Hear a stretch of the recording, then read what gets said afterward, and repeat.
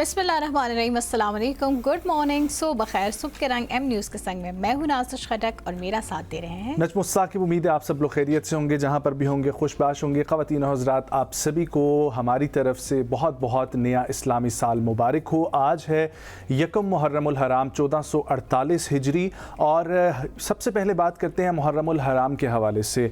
मुहर्रम उन 4 अक़ीदत वाले महीनों में से शामिल होता है जिनका जिक्र कुरान में किया गया। इस्लामी कैलेंडर के मुताबिक मुसलमान अब पूरी दुनिया में मुहर्रमुल हराम से ही आगाज़ करते हैं अपने नए साल का, और यकम मुहर्रमुल हराम नए हिजरी साल का आगाज़ होता है। और हिजरी कैलेंडर की बुनियाद रसूलुल्लाह सल्लल्लाहु अलैहि वसल्लम की हिजरत के मौके पर मक्का से मदीना के वक्त, क्योंकि ये इस्लाम के लिए बहुत अहम वाक़या था, तो उस दौर से आगाज़ किया गया हिजरी कैलेंडर का, और आज दिन तक जो चल रहा है। और इस साल जिस साल का आगाज़ हुआ है वो है 1448 हिजरी, यानी कि आज से 1448 साल पहले रसूलुल्लाह सल्लल्लाहु अलैहि वसल्लम ने मक्का से मदीना की तरफ जो है वो हिजरत की थी। ख़वातीन और हज़रात, आज एक और भी बहुत अहम दिन है। इस्लाम के दूसरे खलीफा हज़रत उमर रज़ी अल्लाह तआला अन्हा, उमर बिन ख़त्ताब, जिनका अदलो इंसाफ के हवाले से बहुत नाम लिया जाता है, और रसूलुल्लाह सल्लल्लाहु अलैहि वसल्लम के मदीना मुनव्वरा मस्जिद नबी सल्लल्लाहु अलैहि वसल्लम में आप सल्लल्लाहु अलैहि वसल्लम के पहलू में दफन हैं ये दूसरे खलीफा। इस्लाम के दूसरे खलीफा और अजीम सहाबी, इनको 26 ज़ुल्हज को मदीना मुनव्वरा में फ़जर की नमाज के वक्त एक मजूसी ग़ुलाम अबू लोलो फ़ेरोज़ ने कत्ल के मंसूबे से वो आया और उसने खंजर मारा।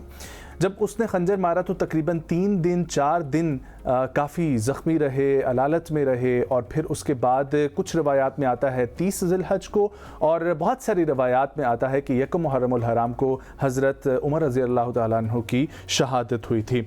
हज़रत उमर रज़ी अल्लाह तआला ने अपनी ज़िंदगी में बहुत सारी इस्लाम के लिए कुर्बानियाँ भी दी और इस्लाम के लिए इक़दामात भी उठाए हैं। अगर हम उनकी तारीख़ में देखें और इस्लाम की तारीख़ में हम बात करें तो आपके दौर खिलाफत तकरीबन 13 हिजरी से 23 हिजरी तक ये 10 साल का दौर खिलाफत रहा, जिसमें इस्लामी रियासत का नज़्म व नस्क जो है वो बनाया गया, जिसमें बाकायदा इंतज़ामी निज़ाम कायम किया गया, सूबों और अज़ला में गवर्नर्स मुकर्रर किए गए, हुकाम के एहतसाब का मुअस्सर निज़ाम बनाया गया ताकि आवाम के हुकूक महफूज रहें। हिजरी कैलेंडर का आगाज़ भी आप लोगों को बताएं तो ये भी हज़रत उमर रज़ी अल्लाह तआला अन्हु ने किया था।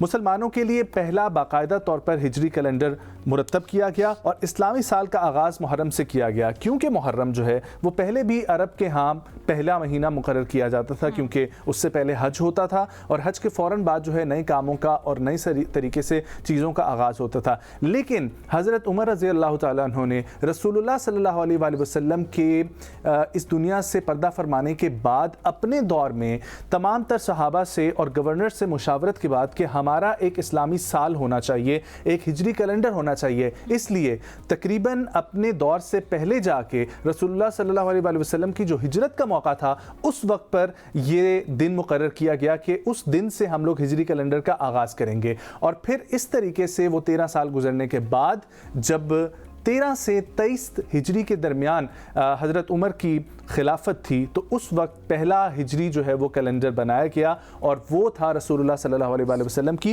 हिजरत से मुंसलिक होके इदालती निज़ाम की बुनियाद रखी गई, काजियों की अलग अलग तकर्री की गई, अदलिया के इंतज़ाम को अलग करके इंसाफ के निज़ाम को मजबूत बनाया, कानून के सामने सबको बराबर जो है वो करार दिया गया, बैतुल माल का क़याम किया गया जिसमें सरकारी ख़जाने से बैतुल माल को मुनज़्ज़म किया गया, और गरीबों, यतीमों, बेवाओं और ज़रूरतमंदों की किफ़ालत के इंतज़ामात जो है वो किए गए, फलाही रियासत का तसव्वुर दिया गया, माजूरों, बूढ़ों और नादार अफराद के लिए वज़ाइफ मुकर्रर किए गए, बच्चों के लिए माली इमदाद का निज़ाम कायम किया गया, अवामी खिदमत को हुकूमत की बुनियादी जिम्मेदारी करार दिया गया। इस्लामी फतूहात, आप रज़ी अल्लाह तआला अन्हा के दौर में इस्लामी रियासत की हुदूद बहुत वसी हुई।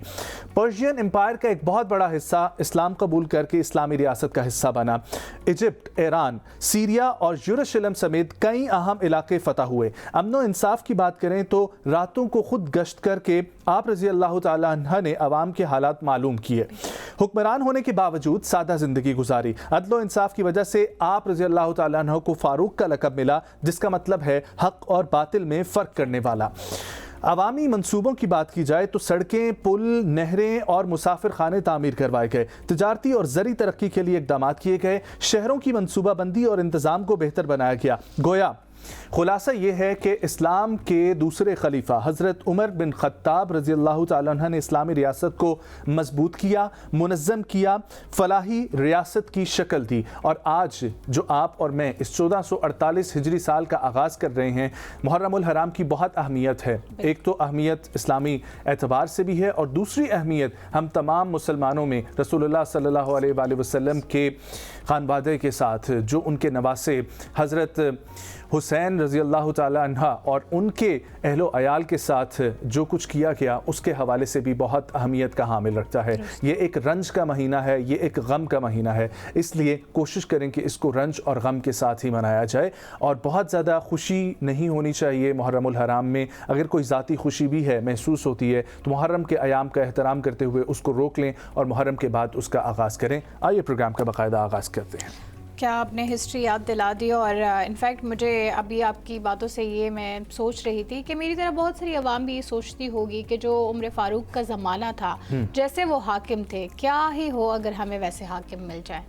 तो ये जो दुनिया है मेरे ख्याल से जिस मुल्क में हम बिलख रहे हैं हर चीज़ के लिए, इसका तसव्वुर भी नहीं होगा। आप प्रोग्राम का बाकायदा आगाज़ करते हैं और आपको बताते हैं कि ईरान अमेरिका के मुआहदे के बाद अमेरिकी और आलमी मार्केट स्टॉक मार्केट्स में ज़बरदस्त तेज़ी देखने में आई है। न्यूयॉर्क टाइम्स के मुताबिक अमेरिका और ईरान के दरमियान जारी मुज़ाकरात में पेशरफ्त और अमन मुआहदे की खबरों ने आलमी मालवियाती मंडियों में मज़बूत रुझान पैदा कर दिया है, जिसके नतीजे में अमेरिकी और एशियाई स्टॉक मार्केट्स में नुमाया तेजी देखी गई है, जबकि खाम तेल की कीमतों में भी कमी रिकॉर्ड की गई है। बैनुल-अक़वामी मीडिया रिपोर्ट्स के मुताबिक अमेरिका ईरान जंग के खात्मे और तवानाई की आलमी सप्लाई में इस्तेहकाम की तौक़ात के बायस अमेरिकी स्टॉक मार्केट में पीर के रोज़ ज़बरदस्त इजाफा हुआ। अमेरिकी मार्केट का अहम इशारिया S&P 501.7% इजाफे के साथ अपनी तारीख की बुलंद तरीन सतह के करीब पहुंच गया।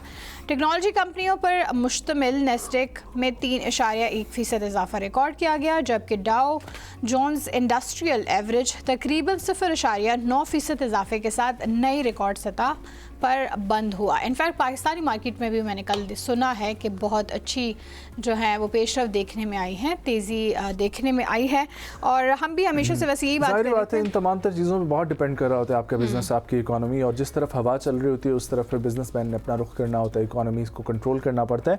सो डेफिनेटली ये जो अभी मुआहदा हुआ भी नहीं है और साइनिंग भी नहीं हुए, प्रॉपर्ली लॉक भी नहीं हुआ, तो अभी इतनी बेहतरी आना शुरू हो गई है। तो सोचिए आज से 1 महीना 2 महीने बाद जो है वो चीज़ें नॉर्मलाइज होंगी इंशाल्लाह, और हम पहले से जो है वो पेट्रोल की एनर्जी के क्राइसिस को जो है वो अबूर कर लेंगे। और जो इस वक्त दुकानदारों का सबसे बड़ा मसला है रात को दुकानें बंद करने का, लॉकडाउन भी ख़त्म हो जाएगा और उनको बिज़नेस में फ़रोग मिलेगा। आगे बढ़ते हैं ख़वातीन और हज़रत। बरतानिया में फ़लस्तीन एक्शन पर पाबंदी जो है वो लगाई गई है। फ़लस्तीन एक्शन नामी एक तंजीम है जिन पर पाबंदी आयद की गई है, और इस पर 2 बड़े जो है इदारे उन्होंने काफ़ी तशवीश का इज़हार किया, ह्यूमन राइट्स के इदारे, एक है एमनेस्टी इंटरनेशनल और दूसरा है ह्यूमन राइट्स वॉच। दोनों की जानिब से ये कहा गया है कि ये सख्त इक़दाम है और इसको नहीं होना चाहिए था। बरतानवी कोर्ट ऑफ अपील ने हुकूमत के इस फैसले को बरकरार रखा है, जिसके तहत फ़लस्तीन एक्शन तंजीम को एक दहशतगर्द तंजीम जो है वो करार दिया गया है, और अदालती फैसले के बाद इंसानी हकूक़ के कारकुनों और तंजीमों की जानिब से तशवीश का इजहार किया गया। तंजीम ने अपने बयान में कहा कि एहतजाज और सियासी इजहार राय को दहशतगर्दी के ज़ुमरे में शामिल करना जमहूरी इक़दार और बुनियादी इंसानी हकूक़ के लिए ख़तरनाक है। दूसरी तरफ एमनेस्टी इंटरनेशनल ने भी फैसले पर शदीद मायूसी का इजहार किया। तंजीम का ये कहना है कि फ़लस्तीन एक्शन तंजीम को दहशतगर्द तंजीम करार देना इंसदादी दहशतगर्दी के कवानीन का गलत इस्तेमाल है। एग्जैक्टली यही हम लोग भी कहते रहते हैं कि ज़ातियात के ऊपर किसी भी को अपने जो है वो एंटी टेररिस्ट जो है वो उसके अंदर टेररिस्ट डिक्लेयर जो है वो कर देना और दहशतगर्दाना कार्रवाइयों में उसका नाम शामिल कर देना किसी की रेपुटेशन को डैमेज करने के मुतरादिफ है। और अब इसमें जिस चीज़ का नाम होगा शामिल, अगर किसी का बराह रास्त नाम शामिल है, तो आप सोचें कि कल को जब ये जो भी तंजीम है या जो भी एहतजाज ख़त्म होगा तो उस शख्स की ज़ाती ज़िंदगी पे कितना असर पड़ेगा। और ये इट्सेल्फ सभी को मालूम है कि फ़लस्तीन के हक़ में अगर कोई बात कर रहा है तो वो क्यों कर रहा है और उसकी वजह क्या है। And I am very shocked कि इंग्लैंड जैसे मुल्क जहाँ पर तो बड़ा डेमोक्रेसी की बात की जाती है, वहाँ से ऐसी खबरों का आना इंतहाई जो है वो बुरी बात है। और बिल्कुल, और ऐसा क्यों किया गया इसकी भी समझ नहीं आ रही ना। मतलब देखिए, हालात जैसे हमारे सामने है, जाहिर है उनके भी सामने है। जो हक़ाइक़ हमारे सामने है वो हक़ाइक़ उनके सामने भी है। फिर भी फ़लस्तीन एक्शन पर पाबंदी लगाना और उसे एक दहशतगर्द तंजीम करार देना कहीं का इंसाफ नहीं है। और इनफैक्ट जब उस पर ह्यूमन राइट्स वॉच आपको बता भी रही है, उसके बावजूद उस फैसले को बरकरार रखना ये अपने हकूक़ का बेजा इस्तेमाल या गलत इस्तेमाल है। Let's hope for the best कि इस पे आगे हमें कोई पेशरफ्त सामने आए, कोई फॉलो अप इस पे लिया जाए और इस पे जो बैन लगाया गया है उसको हटा दिया जाए। आगे बढ़ते हुए आपको बताते हैं, वफाकी हुकूमत का गिलगित बल्दिस्तान में 100 मेगावाट का सोलर मंसूबा शुरू करने का फैसला हुआ है। वज़ीर-ए-आज़म शहबाज शरीफ की ज़ेर सदारत गिलगित बल्दिस्तान में 100 मेगावाट शमसी तवानाई मंसूबे पर जायज़ा इजलास हुआ, जहाँ मुतल्लिका हुकाम ने गिलगित बल्दिस्तान में वफाकी हुकूमत के सोलर मंसूबे से मुतल्लिक ब्रीफिंग दी। वज़ीर-ए-आज़म को ब्रीफिंग में बताया गया कि गिलगित बल्दिस्तान की सरकारी इमारतों के लिए 18 मेगावाट शमसी तवानाई का मंसूबा है, जो दिसंबर 2026 तक मुकम्मल हो जाएगा, जबकि गिलगित स्कर्दू चलास उख्पलू में घरों के लिए 82 मेगावाट के शमसी तवानाई मंसूबे पर भी काम जारी है। आई होप कि इसके बाद से वैसे बिजली आनी शुरू हो जाए, क्योंकि 22 घंटे की लॉड शेडिंग जो है वो अभी तक जारी है। अलबत्ता इस मंसूबे पे तेज़ रफ्तारी से काम स्टार्ट करने का बोला गया है। कुछ तो एटलीस्ट सोचा गया है गिलगित बल्दिस्तान के लोगों के लिए। हमारे लिए यही बहुत बड़ी खबर है। ख़वातीन हज़रात, आगे बढ़ते हैं और जिक्र करते हैं कब्रिस्तान में आने वाले सोगवारों को लूटने वाला एक गैंग जो है वो पकड़ा गया है। तकरीबन कहा गया है कि खुफिया इत्तला पर कार्रवाई करते हुए पुलिस ने जो है वो लिटन रोड के करीब कब्रिस्तान में सोगवारान को लूटने वाले 2 रुकनी नशाई गैंग को जो है वो गिरफ़्तार किया है। पुलिस के मुताबिक मुल्ज़िमान को मियानी साहब कब्रिस्तान जो है उसके करीब से हिरासत में लिया गया, जहाँ वो जराइम की मुख्तलिफ वारदातों में मुलव्वस थे। गिरफ्तार मुल्ज़िमान फैसल और असलम कब्रिस्तान में आने वाले अफराद को असले के ज़ोर पर लूटते थे और वारदात के बाद मौके से फ़रार जो है वो हो जाते थे। मुल्ज़िमान सोगवारों को निशाना बनाकर उनसे नकदी और कीमती अशिया छीनने में मुलव्वस थे।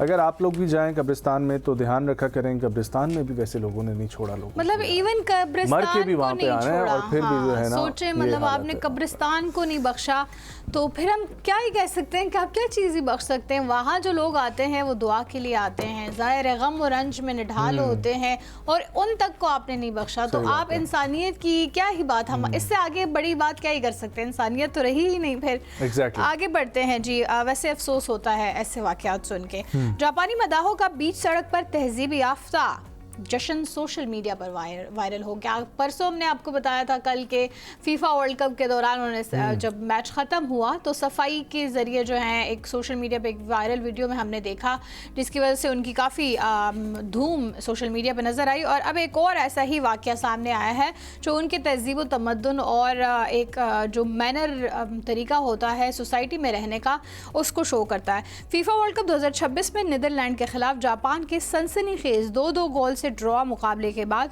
टोक्यो का मशहूर शिबुया क्रॉसिंग जश्न मनाने वाले शायकीन के लिए से भर गया। सैकड़ों मुकामी और गैर मुल्की फुटबॉल मदाह कौमी परचम लहराते, नारे गाते और अपनी टीम की शानदार कारकर्दगी का जश्न मनाते नजर आए। जो दिलचस्प बात है वो ये है, सोशल मीडिया पर वायरल होने वाली वीडियो में सिर्फ जश्न ही तवज्जो का मरकज़ नहीं बना, बल्कि शायकीन के नज़्म व ज़ब्त और शानदार तहजीब ने भी दुनिया भर के लोगों को मुतासिर किया। वीडियो में देखा जा सकता है कि शायकीन सिग्नल बंद होने पर सड़क के बीच में आकर जश्न मनाते हैं और जैसे ही ट्रैफिक सिग्नल खुल जाता है तो जश्न में मसरूफ हुजूम फौरी तौर पर सड़क खाली कर देते हैं और ट्रैफिक को बहाल कर देते हैं। ये नज़्म व ज़ब्त चाहिए। क्या एग्जाम्पल ये लोग सेट कर रहे हैं। कल जिस तरीके से इन्होंने सफाई की स्टेडियम की और फिर उसके बाद ऐसा जो है वो जश्न मनाने का तरीका इसमें ना हमें कम्युनिटी के साथ साथ तो वो नज़र आता है, लेकिन इंडिविजुअल रिस्पॉन्सिबिलिटी भी नज़र आती है कि वो जो है वो वाकई में अपनी रिस्पॉन्सिबिलिटी खुद को अगर जिम्मेदार करार देते हैं तो उसका सबूत भी देते हैं। और वो हम सब देख सकते हैं कि इवन जश्न खुशी का जहाँ पे मौका है, जहाँ सब खुशियाँ मना रहे हैं, वहाँ पे भी उनसे ये भूल चूक नहीं हुई कि वो भूल गए कि हम सड़क के बीचों बीच खड़े हैं। जैसे ही सिग्नल खुला वो सब इधर उधर हो गए। सो ये नज़्म ज़ब्त हमें भी अपनी ज़िंदगियों में चाहिए। ये बढ़ते हैं ख़वातीन, जिक्र करते हैं दुनिया के अमीर तरीन शख्स का, एलन मस्क का। और एलन मस्क ने अपनी जो है वो तकरीबन दौलत 1000 अरब डॉलर से जो है वो तजावुज़ कर लिया और पहले ट्रिलियनियर जो है वो बन चुके हैं दुनिया के, पूरी दुनिया के। मेरे पास 1 करोड़ रुपया भी नहीं है। आपके पास 1 करोड़ रुपया है? नहीं, मेरे पास 1 करोड़। उनके पास 1 करोड़ नहीं, 1 अरब से ज़्यादा। 1 अरब भी नहीं, 1000 अरब डॉलर, 1000 अरब डॉलर से रुपए की बात इनफैक्ट हाँ नहीं कर रहे हैं हम, डॉलर्स की बात। एग्जैक्टली। तो हमारे पास तो रुपए 1 करोड़ रुपया भी नहीं है। 1 करोड़ डॉलर तो बहुत दूर की बात है। शुक्र करें ये बस कैसे हो जाता है हमारे मुल्क में किसी के पास तो है। ये भी बहुत बड़ी बात है। खलाई तहकीकाती कंपनी स्पेसएक्स जो है उसके शेयर्स पहली बार फरोख्त के लिए पेश किए जाने के बाद एलन मस्क जो है वो तारीख के पहले ट्रिलियनियर जो है वो बन चुके हैं। और पब्लिक ऑफरिंग IPO की कंपनी में काफ़ी शेयर्स जो है $135 में फ़रोख्त जो है वो किए गए हैं, जिसके बाद एलन मस्क ने $1 ट्रिलियन यानी कि 1000 अरब डॉलर जो है उसका हिस्सा अबूर कर लिया है।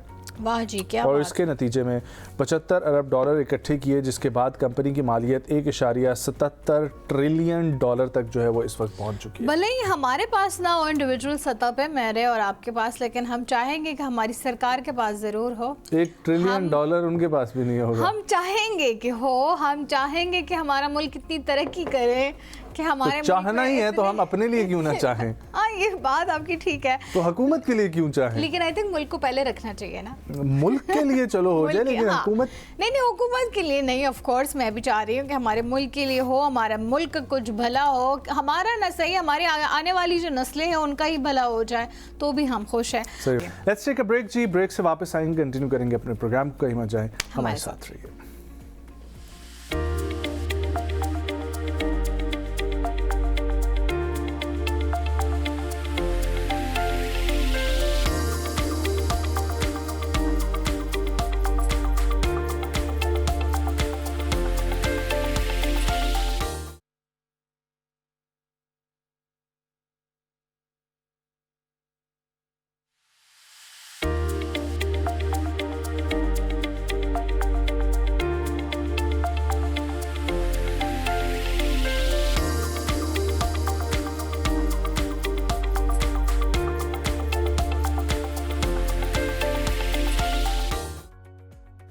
Welcome back viewers. इस सेगमेंट में हम लोग बात करेंगे कि पाकिस्तान पीपल्स पार्टी और पाकिस्तान मुस्लिम लीग नून जो है वो बजट के मामले पर इत्तफाक राय असम्बली में वोटिंग के लिहाज से तो कायम कर पाए, लेकिन उसके बाद से जो पाकिस्तान पीपल्स पार्टी की स्टेटमेंट्स आ रही हैं और बिलावल भुट्टो ने भी अपना खिताब मौखर कर दिया।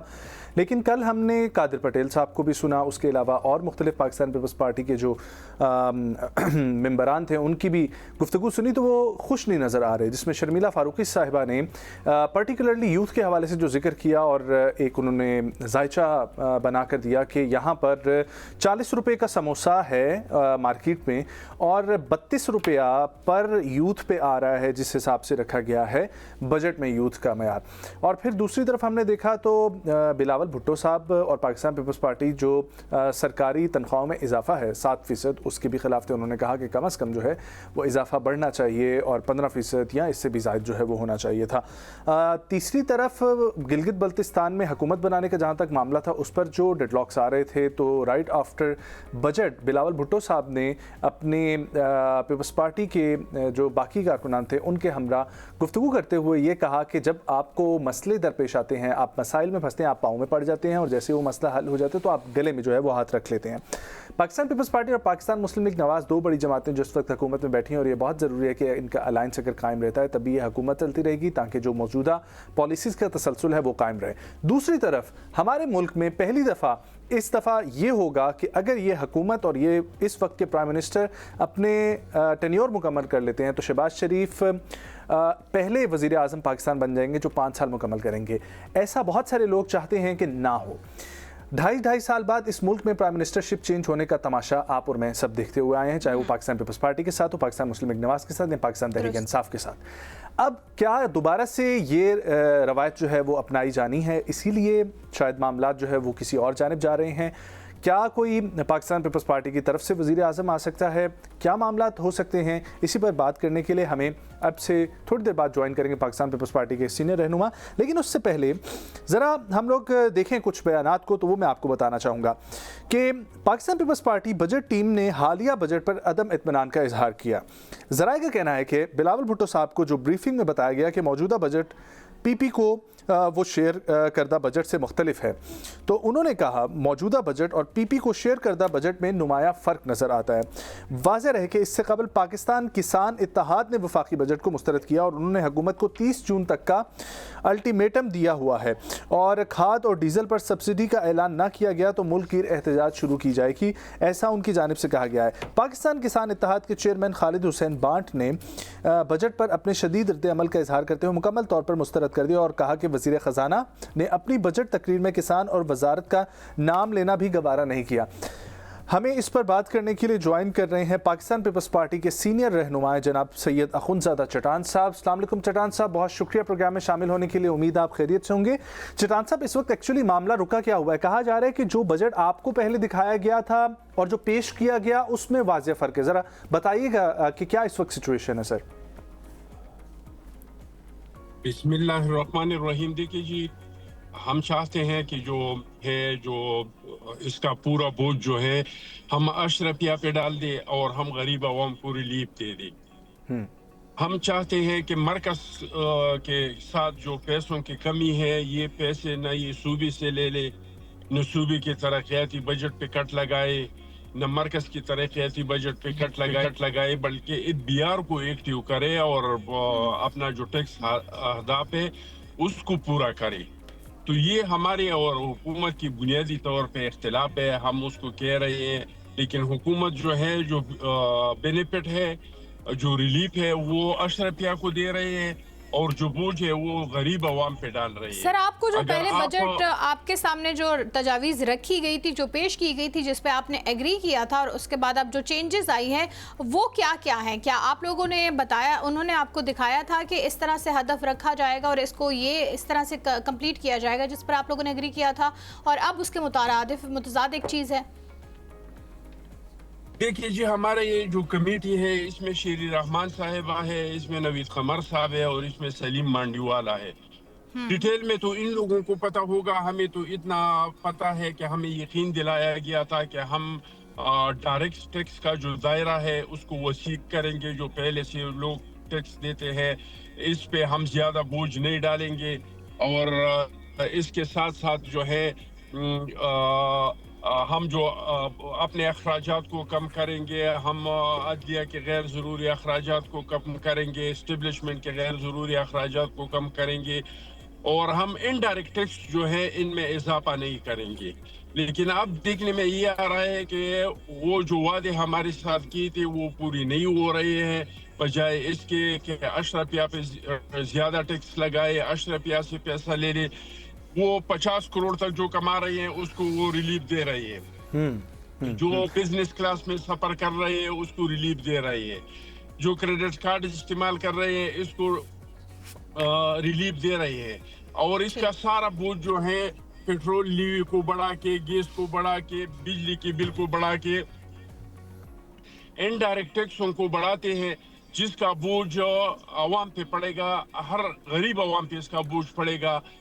तो हमारा इनके साथ इन चीज़ों पे इख्तिलाफ है। हम अगर आप लोगों का इख्तिलाफ कायम था और बिल्कुल वैलिड था, और मुझे आपकी बात से और जो उस वक्त भी बातें आ रही थी कि सरकारी तनख्वाहों में इजाफे के हवाले से भी बात की जा रही है, तो ये तो आवाम का मुकदमा आप लोग लड़ रहे हैं।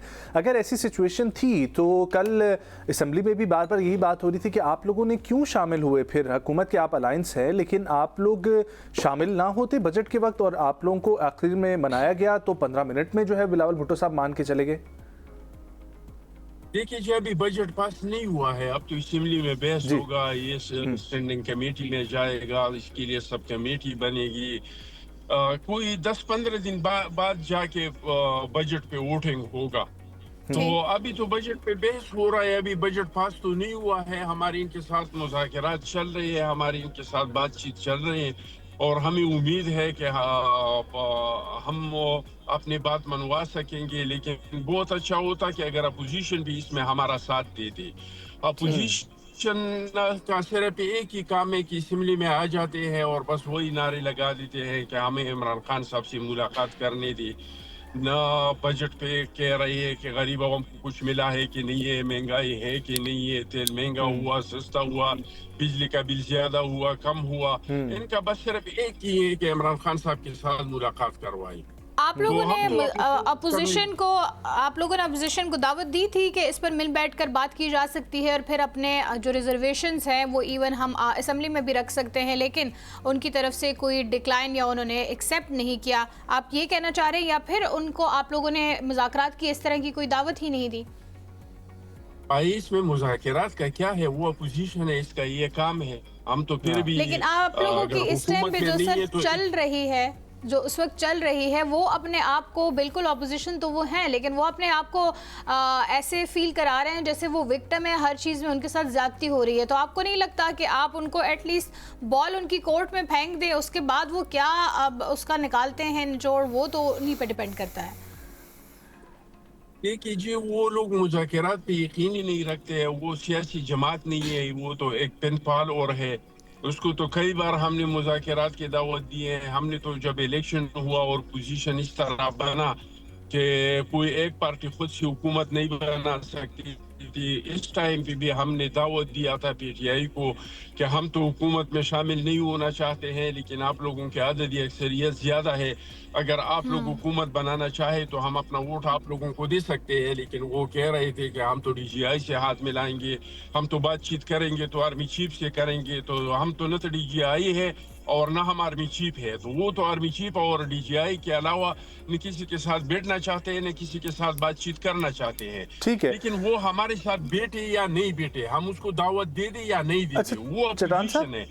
वो समझते हैं कि इनके साथ मुख्तलिफ तज्ज़ियाकारों की ये भी राय है सामने आ रही कि अब चूंकि हुकूमत के 5 साल जो है उसमें से आधा वक्त गुजर चुका है और आधा वक्त रह गया है, तो शायद कुछ ऐसा भी सोचा जा रहा है कि प्राइम मिनिस्टरशिप जो है उसकी तब्दीली के हवाले से पीपल्स पार्टी जो है वो कोशिशें कर रही है और पहली दफ़ा वज़ीर आज़म शहबाज शरीफ होंगे अगर ये 5 साल मुकम्मल कर लेते हैं, और उससे पहले ही कुछ ऐसी सिचुएशन बन सकती है। आपको लगता है ऐसा क्या?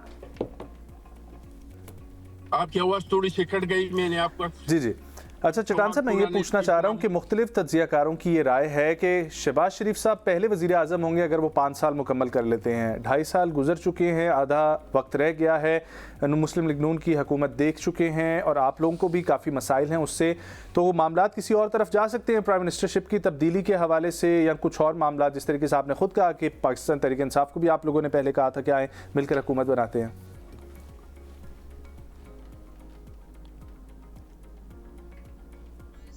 ठीक है, चट्टान साहब से दोबारा जो है वो रब्ता करने की कोशिश करेंगे, वो गालबन रास्ते में है और सिग्नल्स की प्रॉब्लम आ रही है। ये बात तो है, लेकिन ये मामला बहुत ज़रूरी है। हर कुछ अरसे बाद हमें इस तरह की चेमगोइयाँ नज़र आती है, सुनने में आती है कि जी अब अदम इस्तेहकाम की तरफ हम जा रहे हैं, वोट ऑफ नो कॉन्फिडेंस शायद आए, कुछ पार्टी अलायंस बना रहे हैं ताकि जो इस वक्त की हुकूमत है उनका तख्ता पलटा जाए। तो क्या इस वक्त सूरत हाल वैसे ये बन रही है या बनाना चाह रहे हैं? ऐसी सूरत हाल बनाना चाह रहे हैं, बन तो ऐसी नहीं रही वाज़ेह तौर पे, क्योंकि इस वक्त देखें तो वज़ीर आज़म शहबाज शरीफ की बहुत कंट्रीब्यूशन है इस टेन्योर के हवाले से। अगर सिर्फ बात की जाए उनके ऊपर, अगर हम देखें फॉरेन पॉलिसी के लिहाज से, डिफेंस स्ट्रेटजी के लिहाज से, तमाम तर पार्टीज़ को साथ लेकर चलने के हवाले से, और अपने अलायंस पीपल्स पार्टी को बड़े अच्छे तरीके से वो लेकर चल रहे थे, लेकिन आई डोंट नो क्या प्रॉब्लम आई होगी।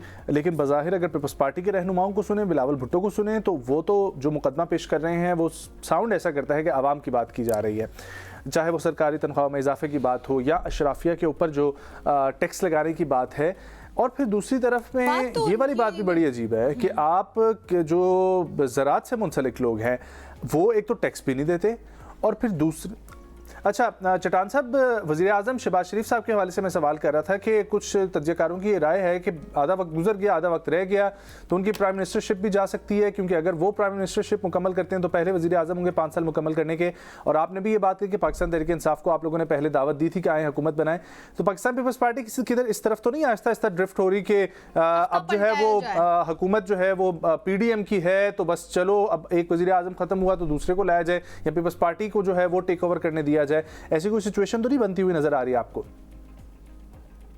देखिए जी, हमने हमेशा से कोशिश किया है कि जमहूरियत का जो तसलसल है वो जारी रहे। हमारा ये भी ख्वाहिश है कि वज़ीर आज़म 5 साल पूरे करे, लेकिन जैसे पिछली बार इमरान खान साहब ने मुल्क को इस हद तक पहुंचा दिया कि हम समझते थे कि अगर अब हुकूमत को तब्दील नहीं किया तो खुदा न ख्वास्ता मुल्क की मईशत को इतना नुकसान पहुंच जाएगा कि हमारी जो इल्मी असासे है वो खतरे में आ जाएंगी। तो फिर हमने एक जमहूरी तरीका इख्तियार किया हुकूमत को चेंज करने का। तो सबसे पहला ख्वाहिश तो हमारा ये है कि वो शहबाज शरीफ साहब अपने 5 साल पूरा करें। लेकिन आपको ऐसा लग रहा है कि वज़ीर आज़म शहबाज शरीफ साहब जो है वो किसी किस्म का खतरा बन रहे हैं, चाहे बजट के लिहाज से, इकनॉमी के लिहाज से ही बन रहे हों, लेकिन किसी किस्म का कोई खतरा आपको लग रहा है वज़ीर आज़म साहब या उनकी कैबिनेट से? विफाक के लिहाज से ये हुकूमत जो है ये इस मुल्क के लिए खतरा बन रही है। आप बलूचिस्तान के हालात देख ले, आप पुख्तनख्वा के हालात देख ले, आप कश्मीर के हालात देख ले, अब संधियों के साथ। सर बलूचिस्तान में, कश्मीर में तो आपकी हुकूमत है। देखिए जी, उनको हमारी हुकूमत से तो कोई मसला नहीं है, मसला तो मरकज के साथ है। अगर हमारी हुकूमत के साथ मसला हो वो कोई मसला नहीं है, लेकिन मसला ये है कि जब वफाक और सूबों के आपस में दरारें आ जाते हैं। अब गिलगित बल्तिस्तान में भी इस तरह की कोशिशें कर रही हैं कि इसके मैंडेट पे डाका डाल दे ताकि। अच्छा, तो चट्टान साहब वो तो वज़ीर आज़म साहब खुलकर कहते हैं कि आप लोग आए, हुकूमत बनाए, मुबारकबादें भी दे दी हैं, सब कुछ, तो फिर ये कहाँ पर प्रॉब्लम आ रहा है? प्रॉब्लम तो वो लोग क्रिएट कर रहे हैं, कभी रिजल्ट जो है उसको रुकवा रही है, बहुत सारे काम ऐसे कर रही है कि कोशिश कर रहे हैं कि अवाम का जो मैंडेट है इस पे डाका डाले। तो अगर ये काम ये गिलगित बल्तिस्तान में भी करे तो फिर विफाक में क्या रह जाता है? जब बलूचिस्तान खिलाफ हो विफाक का, जब पुख्तनख्वा खिलाफ हो, जब संघ खिलाफ हो, जब कश्मीर खिलाफ हो, जब गिलगित बल्तिस्तान खिलाफ हो, तो विफाक सिर्फ एक पंजाब और मरकज का नाम तो नहीं है ना। ये तो चारों सूबों का एक गुलदस्ता है, तमाम कौमों का, तमाम। लेकिन सर चारों सूबों में जो हुकूमतें हैं वो अपने इख्तिलाफात बुलाकर मुल्की मफाद के लिए क्यों नहीं मिल बैठ के सोचते? अपनी पॉइंट स्कोरिंग हमें ज़्यादा नज़र आती होती है, to be honest, like no offence to any party, लेकिन पार्टीज़ के जो मफादात होते हैं वो हमें ज़्यादा नज़र आते हैं। जैसे KPK के मफादात देख लें, वहाँ पर जो वज़ीर आला है उनके इस वक्त क्या मफादात हैं और वो इस वक्त सिर्फ क्या चाह रहे हैं? उनका एक ही जुमला है कि जी मुझे अडियाला जाने दे, मुझे मिलने दिया जाए। सो अवाम कहाँ जाती है? आखिर जो अवाम आप लोगों को मुंतखब करती है अपने लिए, उनका कोई भी सूबा या कोई भी सूबे की जो हुकूमत है वो क्यों नहीं सोचती? देखिए, मैं आपको हुकूमतों की बात नहीं कर रहा हूँ, मैं आपको पार्टियों का बात नहीं कर रहा हूँ, मैं कौमों का बात कर रहा हूँ। ये जो सूबे हैं ये एहसासी महरूमी की शिकार है, इसके लोग एहसासी महरूमी की शिकार है, चाहे वो लोग पाकिस्तान पीपल्स पार्टी से हैं, तहरीक इंसाफ से हैं, मुस्लिम लीग नून से हैं, इस पार्टी से वो ताल्लुक है, वो नेशन जो है एहसासी महरूमियों की शिकार है और इनके बातों में वजन है। ये कोई इस तरह की बात नहीं है कि वो खामखा के नाराज है और खामखा के व्यापार से जिल्ली शिकवे कर रही है। तो इनका रीजन है, इनकी वजूहात है। जब तक हम इनकी वजूहात को खत्म नहीं करेंगे, इनके एहसासी महरूमियों को हम खत्म नहीं करेंगे तो विफाक मजबूत नहीं हो सकता है। तो हमें चाहिए कि हम जो छोटे सूबे हैं जो एहसासी महरूमी की शिकार कौमें हैं कि इनके शिकायत का अजाला करे, इनके जो तहफ़्फ़ुज़ात है उसका नोटिस ले ले। अच्छा, ये जरूरी। चट्टान साहब, इस हवाले से आपकी क्या राय है? पाकिस्तान में एक बड़ा समझा जाता है कि अस्करी और मिलिट्री, अस्करी की आदत और सियासी की आदत एक पेज पर हो तो बड़ा मुल्क सही चल रहा होता है, बड़ा सही डायरेक्शन में होता है, इंटरेस्ट हो रहा होता है, और हुकूमत ये दावा करती है इस वक्त कि अस्करी और सियासी की आदत एक पेज पर है। आपकी इस बारे में क्या राय है? है ना, वो गुलामान ज़हनियत के लोग इस तरह कहते हैं कि जब मैं ये कह रहा हूँ कि हमने एक आईन बनाया है, एक किताब बनाया है जो सोशल कॉन्ट्रैक्ट है आवाम और रियासत के दरमियान। इसमें हर इदारे के इख्तियारात का तयन है, इसमें हर इदारे का काम का तयन है। ये मुल्क जब आईन के ताबे चलाएंगे तो ये मुल्क बेहतरीन तरीके से चलेगा। बिल्कुल सही बात है। ये इस तरह का नहीं है कि शराकतदारी से चलेगा कि ये आपका और ये मेरा हिस्सा, ये ताकत आपका और ये मेरा। ताकत जो है वो आईन के पास है, ये दस्तूर के पास है। और आज तक हमारा मुल्क जो आगे नहीं बढ़ सका, इसके बावजूद यहाँ पे दरिया है, यहाँ पे मिनरल है, यहाँ पे माइन है, यहाँ पे एग्रीकल्चर है, यहाँ पे सियाहत है, यहाँ पे हिस्ट्री है, यहाँ पे बहुत कुछ अल्लाह ताला ने हमको दिया है। लेकिन इससे अभी तक हमने जो फायदा नहीं उठाया है, वजह ये है कि इस मुल्क को हमने आईन और दस्तूर के मुताबिक नहीं चलाया है। पेज पे चलाया है कि तुम मेरे पेज पे और मैं आपके पेज पे हूँ, तो बस मुल्क चल रहा है। ये चल नहीं रहा है। ये जिसके हाथ में डंडा होता है, इसके तारीफे होते हैं, इसके वाह वाह होता है, लेकिन जब वो चला जाता है तो फिर लोग इसके बारे में कहते हैं कि इस मुल्क को कितना नुकसान पहुंचाया है एक पेज ने। ये तो इमरान खान साहब के दौर में भी था कि हम एक पेज पे है, तो एक पेज ने क्या किया, मुल्क को दिवाला कर दिया।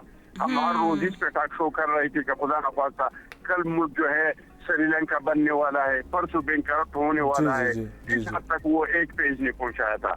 तो मुल्क चलाने के लिए पेज जरूरी नहीं है, मुल्क चलाने के लिए मुकम्मल आईन हमने बनाया है और इसके मुताबिक चलाना चाहिए। तो सर क्या लगता है आपको, अब की जो मुज़ाकरात होने लगी है जो PMLN के साथ, क्या आप लोग इस बजट पे एग्री कर जाएंगे या कुछ इसमें चेंजेस करके एक मिल जाएगा आप लोगों को एक पूरा जो आप लोग चाह रहे हैं हदफ, या हुकूमत से उम्मीदें क्या हैं आपकी? हाँ, और या फिर आप लोग को लगता है कि रास्ते जुदा जुदा हो जाएंगी?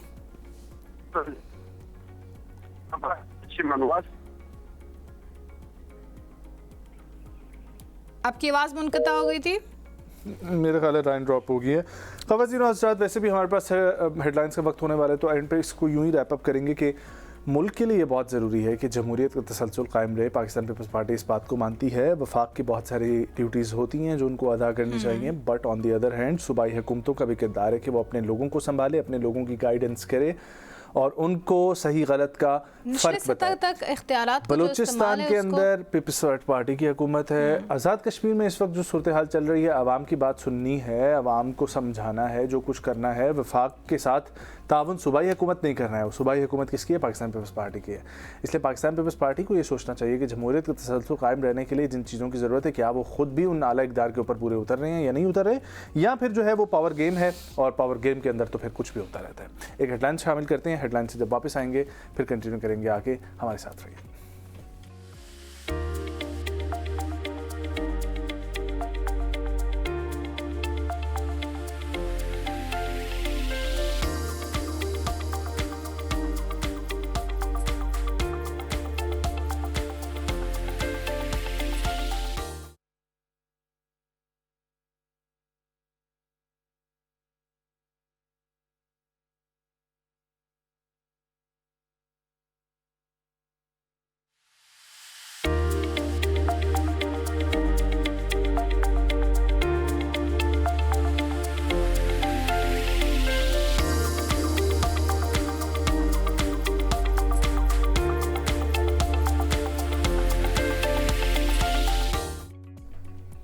वेलकम बैक नाजरीन, और अब हम बात करेंगे इस सेगमेंट में एक बहुत ही नहायत ही दिलचस्प और जो हमारी रोज़मर्रा की ज़िंदगी से जुड़ा हुआ है, फ़िटनेस की हम हमेशा वैसे बात करते रहते हैं। डिफरेंट मौजू, डिफरेंट हमने न्यूट्रिशनिस्ट भी बुलाया, डिफरेंट फ़िटनेस कोचेस एक्सपर्ट्स भी बुलाए।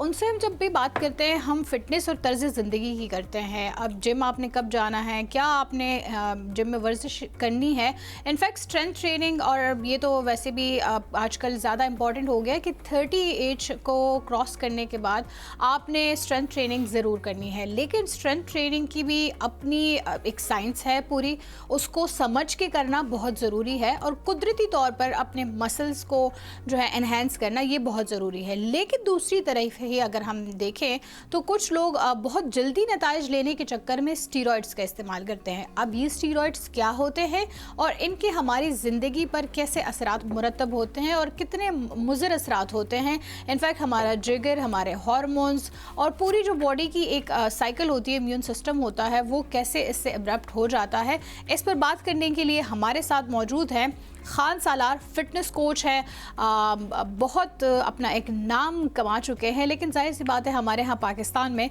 आई थिंक फ़िटनेस जो बॉडी बिल्डिंग से रिलेटेड जो हमारे कोचेस हैं या फिर ट्रेनर्स हैं, उनको इतनी हम वो नहीं देते हैं दाद के वो मुस्तहिक होते हैं। 14 साल से इस इंडस्ट्री में है, अपने डिफरेंट सेटअप्स रन कर रहे हैं, मुख्तलिफ लोगों को कोच भी कर रहे हैं एज अ फिटनेस ट्रेनर, और मिस्टर पेशावर मिस्टर पेशावर भी रह चुके हैं। We have with us mister Khan Salar. अस्सलाम वालेकुम, खैरियत से? वालेकुम सलाम, thank you so much for joining. Thank you so much. So Khan Salar, खूबसूरत नाम है, मुनफरिद नाम हमने सुना, इसकी ये कहाँ से जो है वो निकला नाम? फर्स्ट नेम खान वैसे लोगों का नहीं होता। खान सलार असल में नाम तो मेरा, मैंने आपको अभी थोड़ी देर पहले बोला भी, मेरा इस फील्ड में खान सलार नाम है। वैसे बेसिकली मुझे फैमिली में मोहम्मद सुहेल के नाम से, अच्छा, अभी भी किसी को नहीं पता कि फैमिली में मुझे जो है मोहम्मद सुहेल के नाम से जाना वैसे आई एम खान सलार। आपके डॉक्यूमेंट्स पे क्या नाम है? मोहम्मद सुहेल। डॉक्यूमेंट्स में Mohammad Suhail. So you are Mohammad Suhail, ठीक हो गया। अच्छा मुझे ये बताएं कि बहुत सारे लोग जो हैं वो फिटनेस का क्योंकि रुझान भी बहुत ज़्यादा हो गया, और वैसे भी अब हमने मेडिकली ये प्रूव कर दिया है कि अगर आपको बेहतर लाइफस्टाइल चाहिए, तर्ज जिंदगी चाहिए, तो आपको फिटनेस पे अपनी फोकस करना है। लेकिन फिटनेस में क्या क्या चीज़ें जो हैं वो नेचुरल वेज में आती हैं, कौन कौन सी चीज़ें जो हैं वो गैर कुदरती या फिर आप उसे कह दें मसनूई चीज़ें हैं? देखिए फिटनेस, मैंने इस पर एक वीडियो भी बनाई थी, बहुत से वो वीडियो कुछ सही तरीके से लोगों तक पहुंची नहीं। मैं जिस तरह कोचेस की बात आप कर रहे हैं, कुछ कोचेस होते हैं जो लोगों को ज़रा गलत गाइड करते हैं, सही समझा नहीं पा रहे होते हैं। मैंने एक वीडियो बनाई थी, मैंने इनहेंस और नेचुरल पे बनाई थी, फिर मैंने फिटनेस और बॉडी बिल्डिंग, ये अलग अलग चीज़ है। ठीक, अगर हम फिटनेस रखते हैं तो हम अपनी रोज़मर्रा अपनी लाइफस्टाइल को चेंज करेंगे, अपनी हेल्दी लाइफस्टाइल को बनाने के लिए हम अपनी फिटनेस रखते हैं। जिस तरह हम एक्सरसाइज करते हैं, अपनी स्ट्रेंथ कार्डियो भी करते हैं, बट हम वहाँ पर अपनी डाइट पे बहुत ज़्यादा फोकस रखते हैं। अब ज़रूरी नहीं है कि हम सिर्फ फिटनेस करें या बॉडी बिल्डिंग भी करें, तो उसमें भी हमने अपनी डाइट को बिल्कुल साफ़ सुथरी डाइट रखनी होती है। और सप्लीमेंटेशन अलग चीज़ है, सप्लीमेंटेशन भी आप उसमें यूज़ कर सकते हो जो नीड होती है, ठीक होगा। जो न्यूट्रिएंट जो अगर आपको बोलूँ कि अगर आप डाइट फॉलो करो तो डाइट में इस तरह हमारी न्यूट्रिशन फैक्ट्स पूरे नहीं होते हैं, जो फिर हम सप्लीमेंटेशन से पूरे करते हैं। ओके, सप्लीमेंटेशंस एंड स्टीरॉइड्स, ये दो मुख्तलिफ चीज़ें हैं और अक्सर लोग इसमें कंफ्यूज कर जाते हैं, प्लीज़ बताइएगा। देखिए कन्फ्यूजन तो उसमें इसलिए नहीं होनी चाहिए। फॉर एग्जांपल अगर मैं अपना प्रोटीन इंटेक पूरा कर रहा हूँ, मेरी एक डाइट है, मेरी पूरी डाइट प्लान बन गई है, उसमें मैं अपना प्रोटीन इंटेक पूरा कर रहा हूँ, तो मुझे तो सप्लीमेंट्स की ज़रूरत नहीं है। ठीक है। अगर मैं अपना डेली इंटेक में अगर 150 ग्राम, फॉर एग्जांपल 150 ग्राम प्रोटीन अगर मैं अपना ले रहा हूँ, अगर मेरी रूटीन इतनी बिजी हो चुकी है कि मैं सिर्फ 100 ग्राम तक प्रोटीन इंटेक अपनी डाइट से पूरी कर रहा हूँ, अगर वो पूरी नहीं हो रही है 50 ग्राम तक, तो वो मैं अपना कोई सप्लीमेंटेशन से मैं वो 50 ग्राम 25 ग्राम मैं वहाँ से पूरा कर सकता हूँ। ये तब ज़रूरी होता है, वरना इतना भी ज़रूरी नहीं है कि बंदा कि मैंने प्रोटीन पाउडर ले लिया वो बहुत ही ज़रूरी है। ये नहीं कि अपनी डाइट पूरी ठीक करो बस आप डायरेक्ट सप्लीमेंट्स पे जाओ। सो अगर आपकी डाइट जो है वो प्रॉपर है तो आपको इवन उसकी भी जरूरत नहीं, कोई ज़रूरत नहीं है। ठीक हो गया। अच्छा अब हम गैर मसनूई तरीका जैसे कि स्टीरॉइड्स, राइट, वेट लिफ्टिंग की जब भी हम बात करते हैं तो हमारे जहन में ये आता है कि जी आपने बहुत ही मसल्स बनाने हैं तो आप बॉडी बिल्डिंग कर सकते हैं, वेट लिफ्टिंग कर सकते हैं। इसके लिए लोग जो जल्दी नताइज लेना चाह रहे होते हैं वो स्टीरॉइड्स का इस्तेमाल करते हैं। स्टीरॉइड्स किन चीज़ों पर मबनी होता है और इसके नताइज क्या निकल सकते हैं? देखिए स्टीरॉइड जो आप इस पे बात करना चाहती हैं उस पे मैं बात करना खुद भी चाहता हूँ, क्योंकि हमारे जो आजकल जो यंगस्टर्स हैं, जो यंग जनरेशन है, वो आजकल इस चीज़ पे बहुत ज़्यादा फोकस कर रहे हैं, बहुत ज़्यादा जा रहे हैं। तो मैं रिकमेंड तो ऐसे यंगस्टर्स को जो जिम में सिर्फ अपने फिटनेस को रखने के लिए या अपने आप को ट्रांसफॉर्म करने के लिए ये चीज़ यूज़ करें तो कतई ना करें। अगर आपका आगे कोई गोल नहीं है, अगर आप एक प्रोफेशनल बॉडी बिल्डिंग में नहीं जाना चाहते हो तो आपको तो कोई भी ज़रूरत नहीं है। अगर स्टेज पे अगर कोई जाना चाहते हो तो देखें ये तो हर बंदे को आजकल पता है कि अगर आप स्टेज पे कम्पीट करना चाहते हो तो इनहेंस के अलावा तो आप कम्पीट नहीं कर सकते। हर बंदे को नहीं पता। आपने ये बात आके हमें बताई तो मैं खुद काफ़ी इसमें शॉक में गया कि आपने कहा कि जितने कॉम्पिटिशंस हो रहे हैं इसमें स्टीरॉइड्स का इस्तेमाल हो रहा है। बिल्कुल हो रहा है। हमें तो ये लगता था कि नेचुरल बॉडी। मुझे आप एक बात बताएं, अगर बॉडी तो वैसे भी आई डोंट थिंक सो। आप जिम जाते हैं, बिल्कुल ठीक है, आप जिम जाते हैं, जिम में आपने बहुत से तादाद देखी होंगे, पूरे जिम भरा होगा, उसमें सारे बॉडी बिल्डर हैं? नहीं है, एक आध बॉडी बिल्डर देखेगा वॉकिंग, वो नेचुरल है। तो हमें तो ये लग रहा होता है कि माशाल्लाह यार किससे पूछे तो सही बात तो करें, क्या गेम लगा रहे हैं। अगर नेचुरल होता है, हमेशा से इसमें शक था कि it's not, it can never be natural. तो फिर वो जो एक बंदा है तो वो फिर बाकी वो 100 में से 99 लोग क्यों इस तरह? तो वो लैक ऑफ, मुझे अपनी तरह वो लगते हैं कि वो सिर्फ मशीनें चेक करने जाते हैं, चल रही हैं। आपको हमेशा ही जो बॉडी बिल्डर होता है, जो इनहेंस पे होता है, वो आपको हमेशा ही मुख्तलिफ दिखेगा। मुख्तलिफ, हाँ, वो आपको हमेशा ही मुख्तलिफ मैच्योर मसल मास में और लीन मास में दिखेगा। मुख्तलिफ नजर आता है या मुनफरिद नजर आता है? देखिए, क्योंकि आप बॉडी बिल्डर हैं, आप हमें बहुत अच्छे तरीके से बता सकते हैं कि आया वो मुख्तलिफ होता है या फिर वो मुनफरिद होता ये मुख्तलिफ ही होता है ना? देखें, मैं आपको यही चीज़ बताने की जरूरत है। ये बॉडी बिल्डर जो होता है, अगर वो प्रेप वाले बंदा होता है या इनहेंस पे यूज कर चुका होता है, इनहेंस कर रहा होता है, तो वो सिर्फ जिम में नहीं, वो कहीं भी क्राउड में कहीं भी आपको नजर आएगा तो वो आपको अलग ही दिखेगा। ठीक है, और वो जो समझदार बंदा होगा, जो इस चीज इस फील्ड में रह चुका होगा और वो गुजर चुका, उसको ही पता लगेगा कि हाँ यार ये बंदा। अच्छा, मुझे एक चीज बताएं, तो इसके मैंने ये समझा कि आजकल जो ट्रेंड ज्यादा चल रहा है लीन बॉडी का चल रहा है, एथलेटिक के लिए लोग नहीं यूज कर रहे स्टेरॉइड्स, या उसके लिए भी कर रहे हैं? देखिए, जो रिप्ड हैं, हाँ, जो रिप्ड है, जो कंडीशनिंग में है, Yes. ठीक है, तो वो इनहेंस पे, सिंपल इज दैट। अच्छा, ठीक है, अगर कोई फिटनेस में पहले से स्किनी बॉडी है, किसी की वैसे भी स्किनी बॉडी है, वो तो वैसे भी मसल गेन नहीं कर सकता है, वो भी अगर मसल गेन करेगा तो वो भी इनहेंस पे आता है। ठीक है, ठीक है, अगर वो फास्ट रिजल्ट चाहता है कि 3-4 मंथ्स में मैं कर लूं, लेकिन बाकी जो रिप्ड हमें नजर आ रहे हैं ये लोग, ये इनहेंस पे ही है। इनहेंस पे उनका साफ पता चल जाता है, वो छुप नहीं सकते। वो जो एक एक क्लियर कट्स। देखिए, मैं अभी आपके सामने बैठा हूँ, ठीक है, मैं अभी ऑफ पे हूँ। अगर आपको लगता है कि ये इस बंदे की बहुत अच्छी बॉडी है, तो मैं इसको तो नहीं मानता हूँ, मैं तो अपनी इस कंडीशन को तो बॉडी नहीं मानता। बट जो हम आपकी तस्वीर देख रहे हैं, ठीक है, अब वो क्या है, अब वो अगर आप वो आपके सामने अगर नजर आ जाती हैं तो आप उसको देखो, मैं बिल्कुल डिफरेंट हूँ उसमें, क्योंकि वो स्टेज की कंडीशन है, उसमें मैं इनहेंस पे रहता हूँ। तो अब स्टेज तक जाने के लिए ये चीज तो बहुत जरूरी है, बट मैं रिकमेंड किसी को नहीं कर रहा हूँ, क्योंकि बेसिकली वो एक रिक्वायरमेंट है सिर्फ उसकी, अदरवाइज जरूरी नहीं कि आप नॉर्मल जिंदगी में भी उसको। नहीं, देखें, मैंने आपको एक चीज बताना चाहता हूँ कि जो बॉडी बिल्डिंग है, body building is unhealthy game. ये आपने पहले भी कहा था, अनहेल्दी गेम, एक्सप्लेन इट। ठीक है, वो इस तरह है कि अगर आप लोग सोचते हो कि मैं इनहेंस पे जाता हूँ, मैं ड्रग्स यूज करता हूँ, ट्रांसफॉर्मेशंस करता हूँ या कम्पीट करता हूँ, कम्पीट करना कोई अलग बात है, खैर वो तो अगर आप करते हो तो वो तो आपकी अपनी एक मर्जी है, ठीक है, वो आपका शौक है। बट अगर आप ये कहते हो कि एक बॉडी बिल्डर स्टेज पे दिख रहा है और बहुत अच्छी पोजिंग भी कर रहा है और उसकी लाइफस्टाइल भी बहुत अच्छी है, वो रोज वेट लिफ्टिंग भी कर रहा है, तो वो एक चीज पे मुयस्सर है, वो ड्रग्स पे, वो स्टेरॉइड पे, वो इनहेंस पे, तो उसका जो स्ट्रेंथ लेवल है वो बहुत हाई होता है। ठीक है, तो अगर वो यूज कर रहा है तो वो आपको कभी भी ये नहीं बताएगा कि मैं उसके साथ साथ प्रॉब्लम क्या फेस कर रहा हूँ। Exactly, this is the point. Nobody tells. मैं खुद बोलता हूँ, मैं जो साइकिल पे होता हूँ, मैं जिम में जाके अपने क्लाइंट्स के साथ मैं ये स्माइल तो पास कर रहा होता हूँ, मगर मेरी जो पूरी लाइफ स्टाइल होती है ना, वो सारी खराब चल रही है।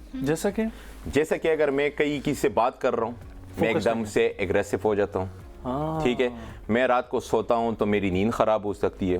ठीक है, मेरे बाल गिरना शुरू हो जाते हैं, मेरी स्किन खराब हो सकती है, ईटिंग साइकिल भी डिस्टर्ब होता होगा, सब कुछ डिस्टर्ब है। सबसे बड़ी चीज, अगर एक हेल्दी लाइफस्टाइल किसी की चल रही है ना, वो तो सारी खराब इस वजह से कि आपका लिपिड प्रोफाइल है, वो तो बिल्कुल अनबैलेंस।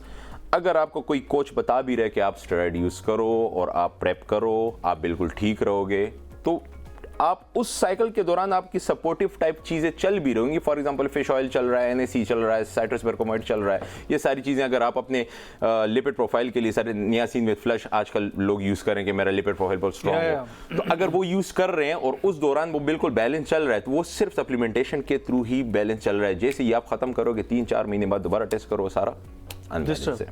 वो फिर जगह पे नहीं आना है, वो चलता जाएगा इस तरह।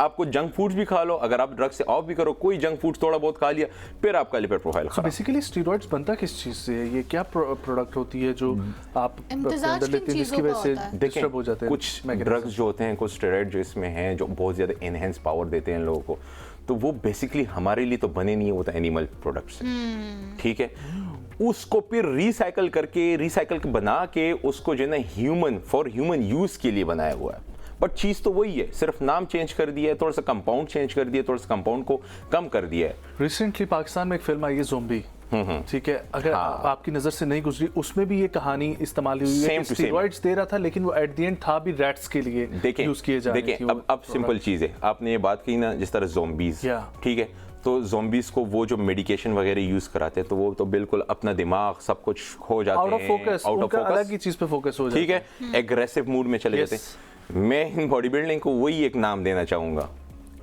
एट द साइकिल, वो ऐसे ही बिहेव करते हैं। अच्छा, ये तो of the cycle and cycle की साइंस है, ये भी जरा बताइएगा। अच्छा, of the cycle and in cycle ये होता है कि अगर आप बहुत ऑफ साइकिल भी हमारा स्टेरॉइड यूज हो रहा था, मगर बट सिर्फ थोड़ा कम बेस पे, जिस तरह TRT हम उसको बोलते हैं, नॉर्मल डोज पे अपने बॉडी को कंट्रोल करके, अपने बॉडी को मेंटेन करके हम वो चीज़ यूज कर रहे होते हैं बेसिकली। बट जो ऑन साइकिल हो तो पूरे के पूरे आपके स्टफ पे चल रहे होते हैं, आपकी डिसिप्लिन पे चल रहे होते हैं, और उसमें ड्रग्स एक नहीं यूज होता है, 5-5, 6-6, 10-10 मरतबा चीज़ें यूज हो रही होती हैं, ठीक है। तो मैं इसलिए बोलता हूँ कि सिर्फ ये नहीं होता, आपके स्किन ख़राब हो सकता है, आपकी लिपिड प्रोफाइल ख़राब हो सकती है, आपका लीवर भी डैमेज हो सकता है, आपकी किडनी पे भी बहुत ज़्यादा स्ट्रेस आ सकता है, तो ये चीज़ें फेस करनी होती है साथ साथ। अच्छा, अब हमने जो आपसे ऑफ एयर भी सवाल पूछा था कि medically through medication cancer patients या इस तरह के मरीजों को दी जाती हैं स्टीरॉइड्स, वो कैसे डिफरेंट है इन चीज़ों से, और उनके साइड इफ़ेक्ट्स भी होते हैं या नहीं होते उनके? देखें, अगर डॉक्टर कोई कैंसर पेशेंट से, इस तरह कोई भी पेशेंट है, उसको जो ड्रग्स रिकमेंड करते हैं तो वो उसमें कुछ हद तक नहीं, ज़्यादा हद तक हमारे ड्रग सिमिलर हैं जो हम बॉडी बिल्डिंग में यूज़ करते हैं। फॉर एग्जांपल मैं एक नाम देता हूँ, अगर कैंसर का पेशेंट है तो उसकी बॉडी में मसल मास ड्रॉप हो रहा होता है, कम हो रहा ठीक है, तो उसमें वो एक ड्रग्स उनको रिकमेंड करते हैं एनावार के नाम से। फॉर एग्जाम्पल एनावार, वो उनको रिकमेंड करते हैं 30-40 mg तक या 20 mg तक, बहुत कम मिकदार में। अब आप मुझसे पूछें बॉडी बिल्डर कितना यूज़ करेगा? कितना? कम से कम 150 mg और 200 mg तक वो जाता है। सीरियसली? तो मुझे एक बात बताए, तो वो फिर कहाँ से वही ज़ोंबी वाली बात तो आ गई। उसको आप लोग फिर मैनेज कैसे करते हैं, निकालते हैं कैसे? मतलब आपने इतना ज़्यादा अगर इनटेक कर लिया है तो यू हैव टू, मतलब आप कोई भी चीज़ लेते हैं तो जाहिर है आपने उसको एब्जॉर्ब करवाना होता है अपनी बॉडी और से। अच्छा, वो डॉक्टर अगर रिकमेंड करता भी है तो वो उनको सिर्फ पर वीक में 2 टाइम या 1 टाइम ओनली, हाँ, मोस्टली 1 टाइम ओनली। जो बेसिकली जो बॉडी बिल्डर होते हैं वो इतने हाई डोज पे जाते हैं, इसको एब्यूज कहते हैं, वो एब्यूज कर रहे होते हैं, ठीक है। कोचेस भी बोलते हैं बस लास्ट वीक चल रहा है, 2 वीक चल रहे हैं, बस इसको बढ़ा दो, ठीक है। बच्चों की जिंदगी तो इस तरह कोचेस हैं जो अनएजुकेटेड एंड प्रोफेशनल है, वो कर रहे हैं।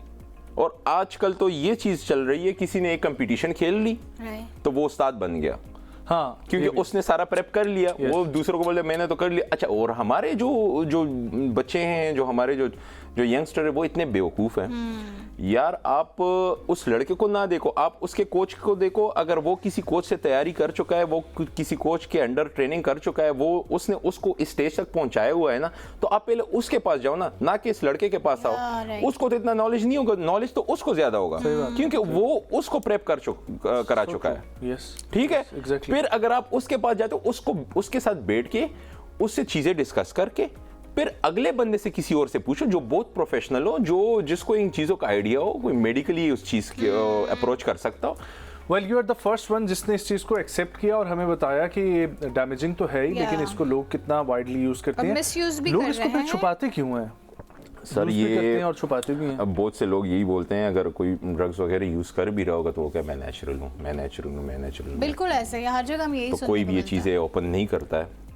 और ये मैं मेरे जितना भी सोशल मीडिया भी देख लूँ, मैं उसमें हर चीज़ के बारे में बता भी रहता हूँ। बट देखें, मैं फिर वही करता हूँ कि मैं यंगस्टर को ये चीज़ नहीं रिकमेंड करता हूँ। अगर मेरे पास भी प्रेप के लिए लड़के थे, अभी हमारी प्रेप चल रही है, मेरे पास कम से कम 5 से 6 लड़के हैं जो प्रेप कर रहे हैं, और हमारे थाईलैंड की कंपटीशन नवंबर में इंशाल्लाह वहाँ पर आएगी, तो हम जाएंगे। एक तो चीज़ ये है, अगर कोई बंदा कर भी रहा है, अगर बॉडी बिल्डर कोई कर भी रहा है, तो उनके पास तो ना तो कोई स्पॉन्सर है, बेचारे वो खुद ही कमा रहे हैं, खुद ही अपने ऊपर लगा रहे हैं, बाहर भी अगर जा रहे हैं तो बाहर भी अपने आप को खुद ही सपोर्ट कर रहे हैं।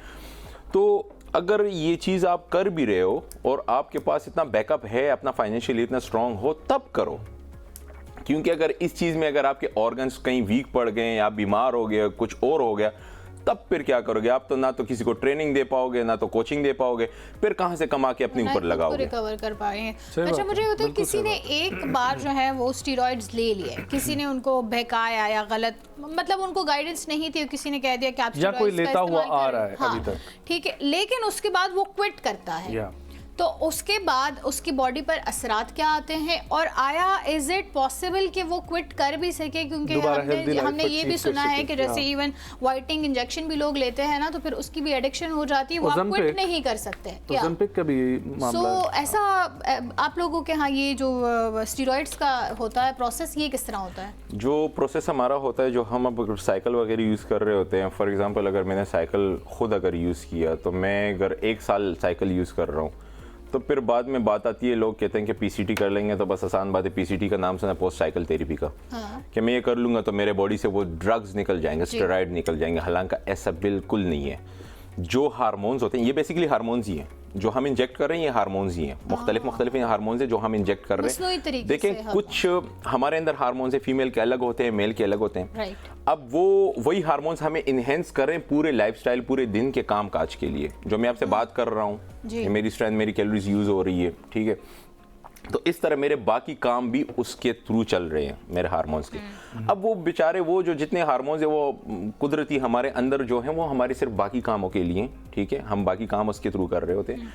अब उस हार्मोन से अगर उसको बूस्ट कर रहे हैं, हम एक्सरसाइज कर रहे हैं, तो हमारी मसल मास क्यों नहीं बन रहा है? क्यों हम नहीं बढ़ रहे हैं? हम क्यों बॉडी बिल्डर नहीं बन रहे हैं? वही तो बात अभी यहाँ पर ये किसी को नहीं पता है। मैं ये बात इसलिए कर रहा हूँ कि वो हार्मोन्स इनफ होते हैं हमारे बाकी बेसिकली लाइफस्टाइल के लिए, ठीक है, but they are not enough for ना। अगर आप एक्सरसाइज कर रहे हो, आप लिफ्ट कर रहे हो, आप लिफ्ट भी नहीं कर सकते नेचुरली इतना, आपको उसमें बड़ा टाइम लगेगा, ठीक है, वो करोगे करते जाओ, कम से कम 2 से 3 साल, फिर कहीं आप जाके कोई अच्छा खासा लिफ्ट करोगे, तब आप कहोगे हाँ मैं नेचुरली लिफ्ट कर सकता हूं। अच्छा खासा नहीं लिफ्ट कर सकते। उसके लिए भी लोग सप्लीमेंटेशन लेते हैं, प्री वर्कआउट यूज करते हैं। मैं प्री वर्कआउट ले रहा हूँ, मैं कॉफी ले रहा हूँ, तो चलो मैं थोड़ा सा इनहेंस में, तो इस वजह से हम जो है ना यहाँ पर इंजेक्ट करते हैं, जिस तरह हमारे टेस्टोस्टेरॉन है जी, इसी तरह आर्टिफिशियल टेस्टोस्टेरॉन मिलते हैं इंजेक्टेबल। अब जब वो इंजेक्ट होता है, अब ये बात गौर से सुने, वो जो इंजेक्ट होता है, जो हमारे नेचुरल टेस्टोस्टेरॉन है, वो थोड़े से कम बेस में इधर जाता है बहुत ज्यादा। जब वो जाता है तो वो कंफ्यूज हो जाते हैं, वो शट डाउन हो जाते हैं बॉडी के अंदर। उसका तो काम ही नहीं है, फिर वो बॉडी में काम ही करना छोड़ देता है, भाई ये क्या मेरे ऊपर आ गया। अब यहाँ जो टेस्टोस्टेरॉन इंजेक्ट हो गए, वो फिर हफ्ते एक टेस्टोस्टेरॉन जो लॉन्ग ईस्टर होते हैं, जो हम यूज करते हैं, वो कम से कम 15-20 डेज बॉडी के अंदर होते हैं। ठीक है, इसको गौर से समझें, वो 20 डेज होते हैं। फिर जब हम उसको इंजेक्ट करते जाते हैं पर वीक, ठीक है, तो वो 20 डेज काउंट करते जाएं। जब वो खत्म होता है तो दूसरा 20 डेज काम शुरू कर देता है, और फिर आपने करते जाना होता है। ये साइकिलिंग है, ये चल रही है। तो मुझे बताएं, जो हमारे अपने नेचुरल टेस्टोस्टेरोन वो कहाँ काम करेंगे? अब वो जो है ना, तो काम करना भूल भी जाएंगे, वो तो भूल जाते हैं, ठीक है।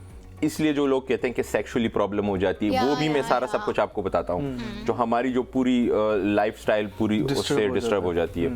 तो इस दौरान वो सेक्सुअली और वो मेंटली वो बहुत ज्यादा हाई हो जाती है इस दौरान जो इंजेक्ट हो रहा है, तो वो मिकदार में ज्यादा आ रहा है। अब बॉडी आदि हो गई उस चीज पे, बिल्कुल, मेंटली, सेक्सुअली, फिजिकली, सब कुछ, ठीक है। तो हमारे मसल मास भी बढ़ना शुरू हो जाते हैं, पावर भी ज्यादा आ जाती है। फिर जब आप उसको 5-6 मंथ यूज कर रहे हो, तो फिर एकदम से ड्रॉप करते हो, तो क्या होगा?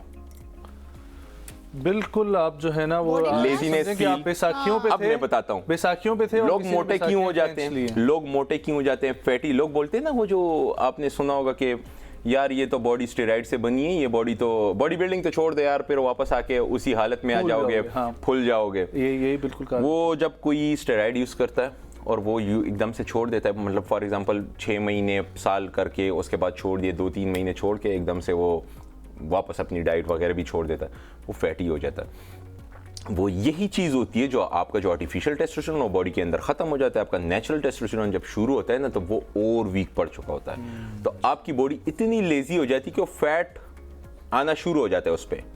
जब भी आपके बॉडी फैट पकड़ना शुरू कर देती है, तो समझ जाए कि आपका टेस्टोस्टेरोन लेवल बहुत कम है। I totally agree with you.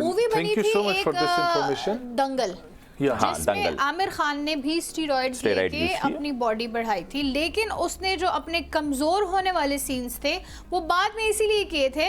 So how इतने कम दुरानिये में कैसे इतना वो रिकवर कर सकते हैं? देखें, वो उसने वो एक वो बोलते हैं ना, वो तो बहुत ही शार्प माइंड का या बनता ही है। इज उसने बोला कि मैं पहले इस मोटापे में करूं, ताकि मुझे मोटिवेशन रहे कि मैंने करना है, वहां पर पहुंचे, क्योंकि मेरे पास गोल है, मैंने मूवी पूरी करनी है ना, तो फिर तो मैंने लाजमी करना। जिस तरह हम प्रेप करते हैं, हम पूरा साल बल्क करते हैं, बढ़ाते हैं मसल मास, फिर लास्ट 2-3 महीने रह जाते हैं कंपटीशन तक, तो वो तो फिर हमने करना ही करना है, श्रेड करना ही करना है। हमारे सर पे तो किसी ने बंदूक रख दी, हम तो वो समझते हैं। सही बात। तो उसी तरह उसने कहा कि अब मैं करूंगा, तो फिर वो जो स्टेरॉइड साइकिल जो भी उसके कोच उसको रिकमेंड करता है, तो वो तो एंड में आके and but they were professional तो हो बट यही perfect कर बात लेता है है, कि अगर आप प्रोफेशनल्स की हेल्प ले और आप अपनी उसके साथ एक नॉर्मल लाइफस्टाइल और साथ ही फूड इनटेक भी उसी तरह रखें, तो आप रिकवर कर सकते हैं। बिल्कुल रिकवर कर सकते हैं। अच्छा, बिल्कुल रिकवर कर सकते हैं। ट्रांसफॉर्मेशन के लिए भी कोचेस यूज करवा रहे हैं इसको, ये भी मुझे पता लगा है। ये सब करते हैं। अगर कोई कहता है कि मैं नहीं कराता हूं तो सब झूठ बोलते हैं। आजकल तो मैं आपको आजकल एक और आया, जिस तरह आपने ओलंपिक का नाम बोला है, तो ओलंपिक यूज हो रहा था। अभी एक और चीज आई टिर्जी के नाम से, टिर्जी पेप्टाइड से, बेसिकली डायबिटिक पेशेंट्स के लिए। बट आजकल उससे भी फीमेल बहुत ज्यादा फैट लूज कर रही हैं, बट वो थोड़ा सा एक सेफ जोन पे चला जाता है। इतना कोई वो नहीं है, डॉक्टर्स भी रिकमेंड कर रहे हैं। How is that process? वो कैसे, क्या कोई इनटेक है कुछ? नहीं, असल में ये पेप्टाइड होता है डायबिटिक पेशेंट्स के लिए, शुगर के पेशेंट्स के लिए, क्योंकि आपके पेप्टाइड को कंट्रोल कर देता है। तो आपका भूख लगना बंद हो जाती है, आप बस खाना पीना बंद कर देते हो कुछ हद तक, उससे आपका वेट लूज होना शुरू हो जाता है। ओके, ये भी एक नेचुरल प्रोसेस के हाँ, साथ ये भी एक नेचुरल प्रोसेस है। वेल, एक और चीज़ जो समझी जाती है कि आप स्टेरॉइड्स अगर ले रहे हैं तो आप जो है ना वो इसको निकाल भी लेंगे, ठीक है? तो ये कोई साइंस है निकालने की, दोबारा से रिकवर हो के अपनी बॉडी अचीव की जा सकती है? जिस तरीके से आपने कहा कि कोई एकदम से छोड़ता है तो उसको ये ड्रास्टिकली इफेक्ट नज़र आती है, लेकिन अगर कोई आहिस्ता आहिस्ता उसको कम करे और उसको रियलाइजेशन हो जाए और वो अब दोबारा से बैक टू द नेचुरल जाना चाहे, तो इज इट पॉसिबल कि वो जा सकता है? बिल्कुल पॉसिबल है। बट मैं इसलिए आपको बोल रहा था कि जो भी कोई प्रेप कर रहा है, कोई ट्रांसफॉर्मेशन भी कर रहा है, किसी चीज़ पे भी कर रहा है, एनहेंस पे अभी भी किसी की अगर चल रही हो, तो अगर वो ड्रॉप करता है और वो सोचता है, उसको किसी कोच ने बोला है कि यार बस ठीक है, ये जो चीज़ें लगा रहे हो उसके लिए हम पीसीटी कर लेंगे, तो उससे ये चीज़ें निकल जाएंगी। तो ये जहन से ही निकाल लें कि पीसीटी करने से ये चीज़ ख़त्म हो जाती है। ख़त्म नहीं होती। आपका जितना भी साइकिल चल रहा है, 6 महीने चल रहे हैं, 3 महीने चल रहे हैं या साल चल रहा है, उसका आधा आपने ऑफ रखना है, तभी ये चीज़ें वहाँ से ड्रॉप हो जाती है, बॉडी के अंदर नेचुरली ड्रॉप हो जाती है। ठीक है?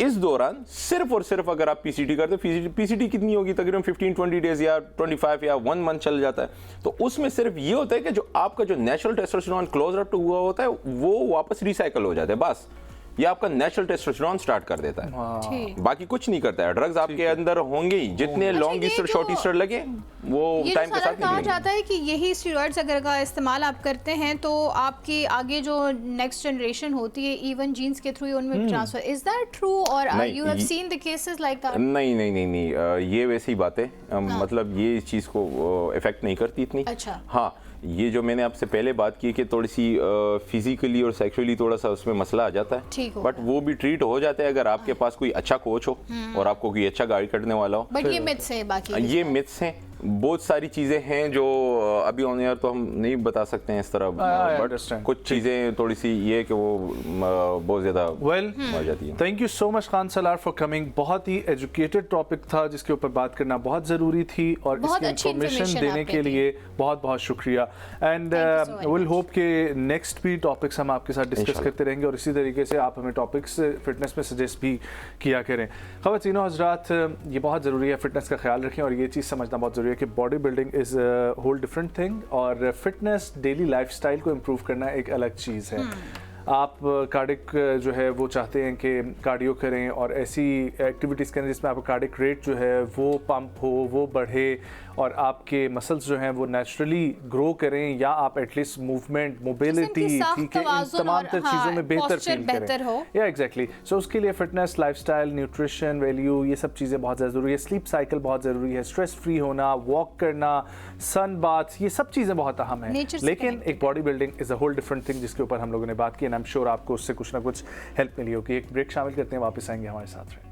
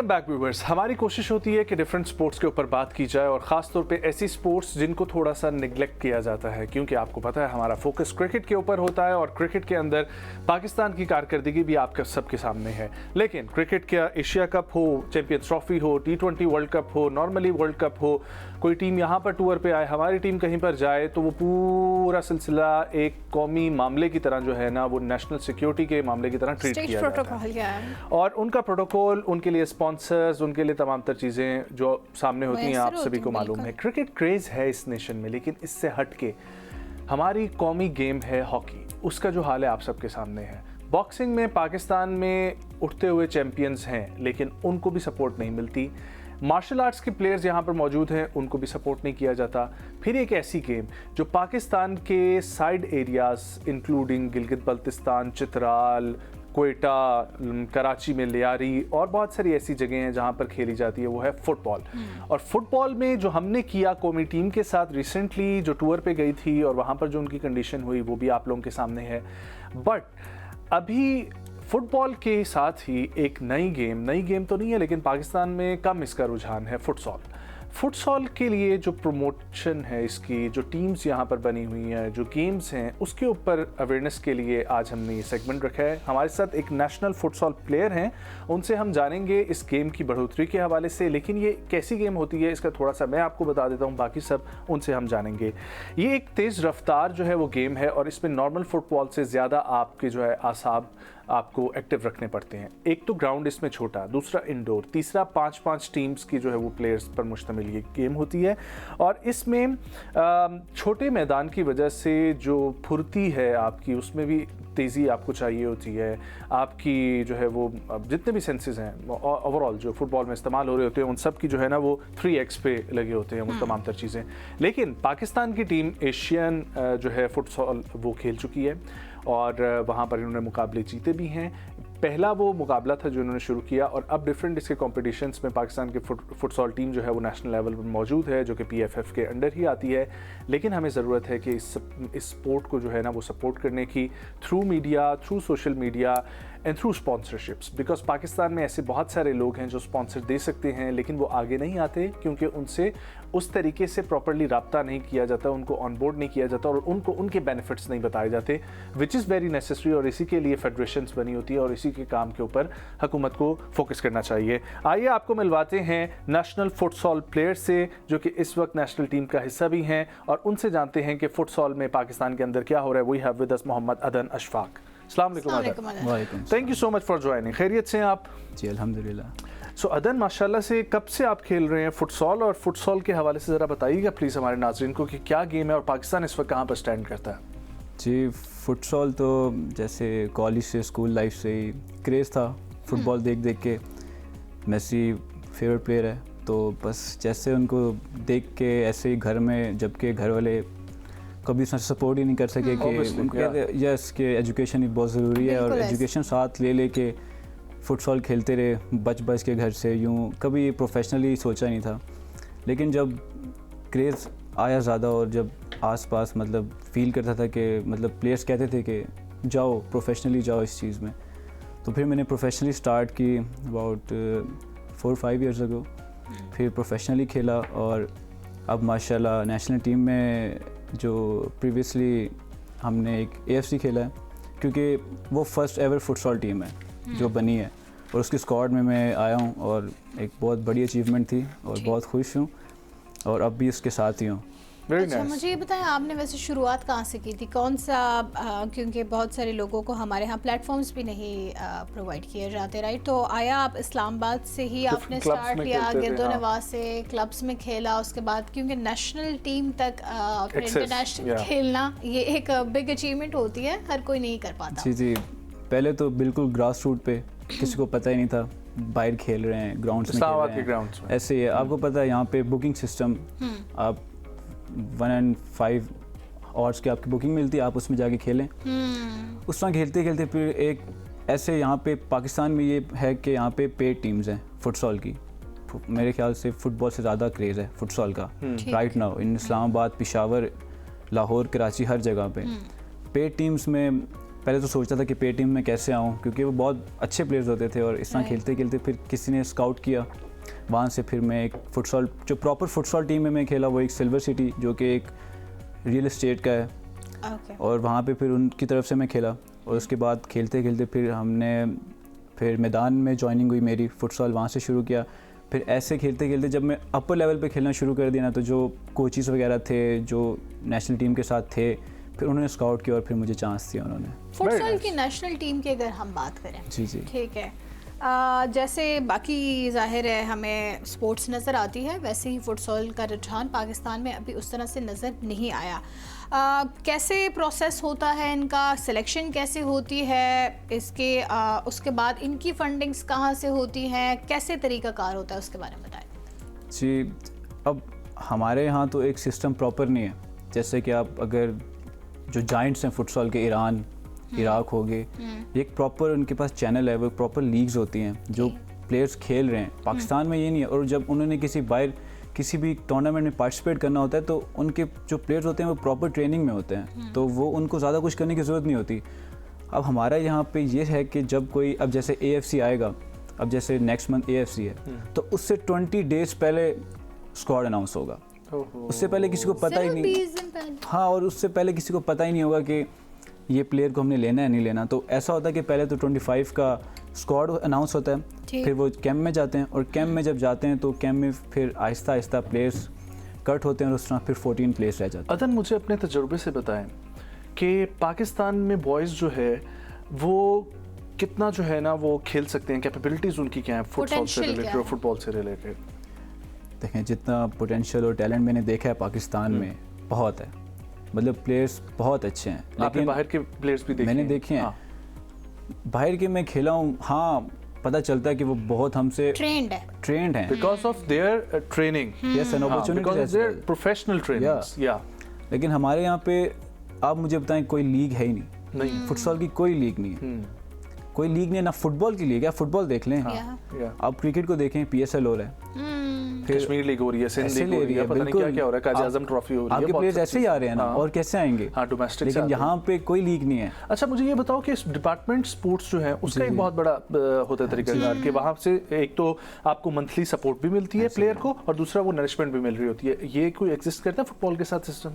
फुटबॉल में तो एग्जिस्ट करता है, लेकिन फुटसॉल के साथ, फुटसॉल में नहीं करता। फुटबॉल प्राइवेट टीम्स हैं बस। फुटसॉल में प्राइवेट टीम्स हैं, मैं आपको बता देता हूँ, जैसे मैदान होगी, टीम 18 होगी, SC गार्डन होगी, ये मतलब लिमिटेड हैं। 3 से 4 फुटसॉल ऐसे हैं, ये मतलब टीम्स हैं जो आपको पे कर रही हैं मंथली, लेकिन जो बाकी फुटसॉल टीम्स हैं वो नहीं कर रही। तो वो लड़के जो हैं वो खुद अपनी पॉकेट मनी से खेल रहे हैं, लेकिन वो कितना खेलेंगे, नहीं खेल सकते। तो ये एक बहुत बड़ा इशू है फुटसॉल को लेके। सो नए टैलेंट की दरियाफ्त में आपको लगता है कि पाकिस्तान जो है इसके लिए कोशा है, कोई नए बच्चे पोटेंशियल देखा जा रहा है, कहीं ऐसे कैंप्स लगाए जा रहे हैं, या कोई इस तरफ इवन अभी रुझान आया भी है कि नहीं, आपको कई करीब आता हुआ दिखाई भी दे रहा है? पहले तो बिल्कुल नहीं था, बट अब ये है कि बहुत हाई लेवल पे नहीं हो रहा, कि जो एक प्रोफेशनल लीग होती है वो नहीं है हमारी। लेकिन आप देखेंगे हर सिटीज़ में कुछ टूर्नामेंट्स हाई लेवल पे हो रहे हैं। जो अब ये है कि पहले जो फुटसॉल, आपको समझना पड़ेगा, फुटसॉल इंडोर गेम है, वो इंडोर कोर्ट पे खेली जाती है। लेकिन यहाँ पे पाकिस्तान में कितने इंडोर कोर्ट्स हैं? नहीं है। एक ये स्पोर्ट्स जिम्नेजियम में एक जो स्पोर्ट्स कॉम्प्लेक्स है यहाँ पे एक है, और वहाँ पे भी आप ऐसे खेल ही नहीं सकते, वहाँ पे आपको अलाउ ही नहीं है खेलना। तो जो फुटबॉल टर्फ होती है, फुटबॉल टर्फ पे उसी पे खेल रहे हैं लड़के। अब सबसे बड़ा चैलेंज ये था हमारे लिए, वो तो जब स्पीड ही थी चेंज हो ऐसे ही है। हमारे लिए सबसे बड़ा चैलेंज ये था जब लड़के खेल ही टर्फ पे रहे हैं, तो जब एकदम से वो कोर्ट पे आएंगे, फर्श पे वो शिफ्ट होंगे, डिफरेंट सरफेस है, आप नहीं खेल सकते हो। फिर आप कैसे एक्सपेक्ट कर सकते हैं कि एक टीम अच्छा परफॉर्म करेगी? फिर आपको परफॉर्मेंस भी चाहिए, रिजल्ट भी चाहिए, तो ऐसा नहीं। What about futsal team coaches? कैसे कोचेस हैं? प्रोफेशनल हैं, नहीं हैं, क्या सीन है? अभी तो हमारे जो कोच थे वो बाहर से आए थे, ईरान से। अली मानी हैं, जो ईरान की नेशनल फुटसॉल टीम में गोलकीपर खेल चुके हैं। और जब वो अपॉइंट हुए उसके बाद हम गए साफ चैम्पियनशिप में, जो कि उसमें पाकिस्तान ने अपनी पहली विन की अगेंस्ट भूटान, और हमने श्रीलंका और बांग्लादेश को भी हराया, और नेपाल के साथ ड्रॉ किया हमने। फुटसॉल में हम किसी रैंकिंग में आए, Pakistan for the first time. वो भी इस वजह से कि एक प्रॉपर एक कोच के ला के हम गए, guidance क्योंकि में जब थे। हाँ AFC में जब हम उससे पहले गए थे तब हमारे पास प्रोफेशनली ऐसे कोच नहीं थे, बट अब हैं जैसे सखावत अली हैं कोच, वो हैं, लेकिन वो भी ईरान से हैं, तो प्रॉपर फुटसॉल कोचेस पाकिस्तान में उस तरह से नहीं है, बिल्कुल ठीक। नहीं है। अच्छा, मुझे ये बताएं कि आपको क्या लगता है कि अगर जो है पोटेंशियल मौजूद है, बच्चे खेलना भी चाह रहे हैं, सो आगे फ्यूचर फुटसॉल का आप क्या देख रहे हैं कि क्या कोई सहूलियात फराहम की जाएंगी, कोई बच्चों को प्लेटफॉर्म्स फराहम किए जाएंगे, इसकी तरफ आ रहा है अब रुझान?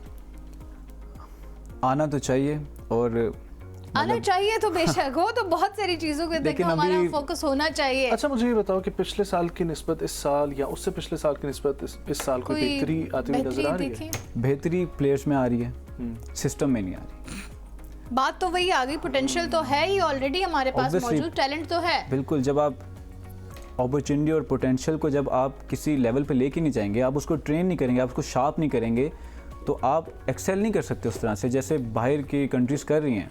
एंड आई गेस उसके लिए इतना ज़्यादा कुछ चाहिए भी नहीं, हमें सिर्फ कुछ चंद एक चीज़ें चाहिए। फुटसॉल के लिए तो कुछ भी नहीं चाहिए। हमें अदर एक जगह चाहिए फुटसॉल बिल्कुल। की, दूसरी चीज़ हमारे प्लेयर्स जो है नेशनली उनकी सपोर्ट चाहिए, तीसरा ट्रेनिंग प्रोग्राम्स में कोचेस जो है वो चाहिए, और चौथा स्पॉन्सरशिप्स हमें चाहिए मजीद जो है डोमेस्टिक गेम्स करवाने के लिए। स्पॉन्सरशिप की अगर हम बात और इन करें, चारों fundings की पे अगर हम इतना बात ज़्यादा करें। फंडिंग जो है वो नहीं रिक्वायर्ड है जितनी हम जी। क्रिकेट के जो है वो एक एक लीग पे पैसा लगा देते हैं। इवन हाँ, वो तो सेलिब्रिटीज भी खेल रहे होते हैं, मतलब हर चीज सिर्फ हाँ। क्रिकेट ही हो गई है ना हमारे पाकिस्तान में, और ही कुछ रहा ही नहीं है। बाकी हम हाँ। एथलीट को भी नहीं जानते होते कि अच्छा आप भी कुछ खेलते हैं, पता ही किसी को कुछ नहीं ऐसा ही होता। है, बिल्कुल। सो वजूहत क्या है आपको, क्या बहुत ज़्यादा कोई फंडिंग रिक्वायर्ड है आप लोगों को, बहुत ही कोई टीम जो है पॉलिश करने की ज़रूरत है, क्या वजूहत क्या है उनको, आप लोगों में क्या पोटेंशियल नज़र उतना नहीं आ रहा, या नहीं फिर इसमें करप्शन ज़्यादा नहीं कर सकते हैं, if I phrase it like that? अगर आप कहें कि कितना चाहिए, मतलब फुटसॉल में आपको कुछ भी नहीं चाहिए, एक छोटा सा आपको एक एरिया चाहिए,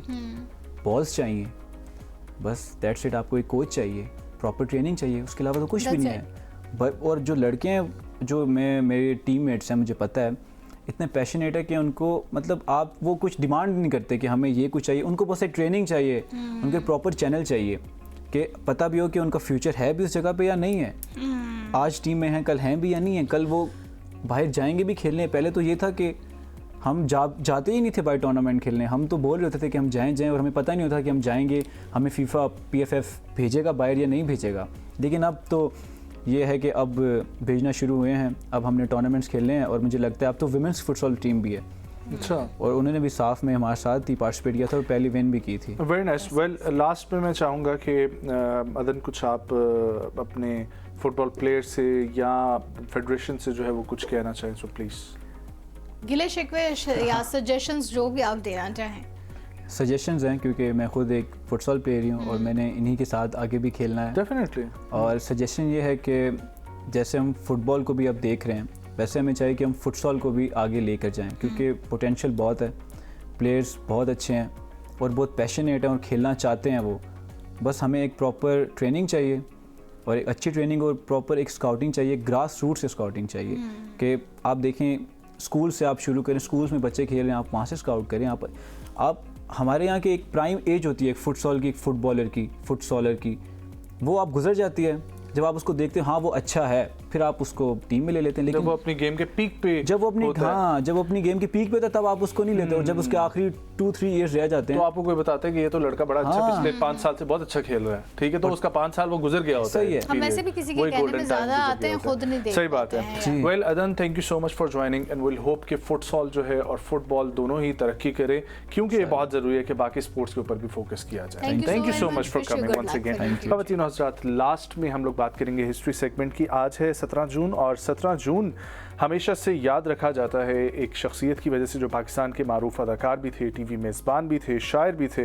मैं बात कर रहा हूँ तारिक अज़ीज़ साहब की, और तारिक अज़ीज़ साहब की शानदार खिदमत की वजह से हमेशा ये दिन याद रखा जाता है, क्योंकि 17 जून उनकी यौम वफ़ात है, जिन्होंने अपनी आवाज़, अंदाज़ और इल्म से पाकिस्तान टेलीविज़न को एक नई पहचान दी। और वो न सिर्फ एक मकबूल मेज़बान थे बल्कि अदब और शायरी से भी गहरा शगफ रखते थे। और उनका मशहूर अंदाज़ कलाम, देखती आँखों और सुनते कानों को तारिक अज़ीज़ का सलाम आप सभी को कई दफ़ा जो है वो आप लोगों के कानों के साथ ये समाज जो है वो टकरा चुकी है। हमारी बचपन की यादें जुड़ी हैं इससे। इनफैक्ट मैंने अगर कहीं से शायरी का मुझे शौक हुआ था सुनने का, हाँ बिल्कुल, तो वो इन्हीं को देख के हमें होता था और हम हर रात अपने वालिद साहब के साथ देखते थे। तो वो उनका जो अंदाज़ बयां था, जो गुफ्तगू करने का तरीका था, वो आज भी हमें याद आता है और वी आर होपफुल कि हमें ऐसे मेज़बान मज़ीद मिले पाकिस्तान में। ख़वातीन और ज़ात, आज के प्रोग्राम से मुझे और नाज़िश खट्टर को दीजिए इजाज़त। अपना बहुत सारा ख्याल रखें। अल्लाह ने के बाद।